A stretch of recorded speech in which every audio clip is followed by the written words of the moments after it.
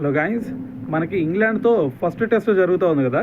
మరి ఈ టెస్ట్లో రిషబ్ పంత్ ఎక్సలెంట్ ఇన్నింగ్స్ ఆడాడని చెప్పాలి. ఎందుకంటే అతను ఫస్ట్ డేలో చూసుకుంటే 65 రన్స్ చేశాడు, దాంట్లో కూడా ఒక 2 సిక్స్లు కొట్టాడు.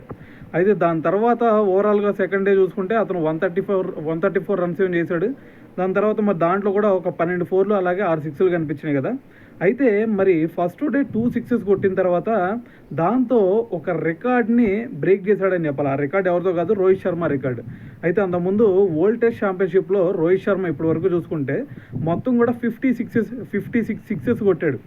అయితే మరి ఆ సిక్సెస్ రికార్డ్ని మనోడు రిషబ్ పంత్ మొన్న 2 సిక్సెస్ కొట్టి మరి టోటల్గా 58 సిక్సెస్ కొట్టి మరి ఆ రికార్డ్ని అయితే బ్రేక్ చేశాడని చెప్పాలి.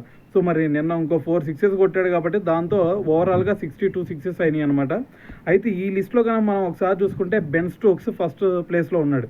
సో మరి ఇప్పటివరకు బెన్ స్టోక్స్ చూసుకుంటే టోటల్గా వరల్డ్ టెస్ట్ ఛాంపియన్షిప్లో 83 సిక్సెస్ కొట్టి ఫస్ట్ ప్లేస్లో ఉంటే, దాని తర్వాత ప్లేస్లో రిషబ్ పంత్ మొత్తం కూడా 62 సిక్సెస్, దాని తర్వాత మనకి రోహిత్ శర్మ వచ్చేసరికి 56 సిక్సెస్తో థర్డ్ ప్లేస్లో ఉన్నాడు అనమాట. సో మరి రిషబ్ పంత్ బ్రేక్ చేసిన ఈ రికార్డు గురించి మరి మీరేమనుకుంటున్నారు అనేది కూడా తెలియాలి కదా. సో అందుకే కింద కామెంట్ చేయండి.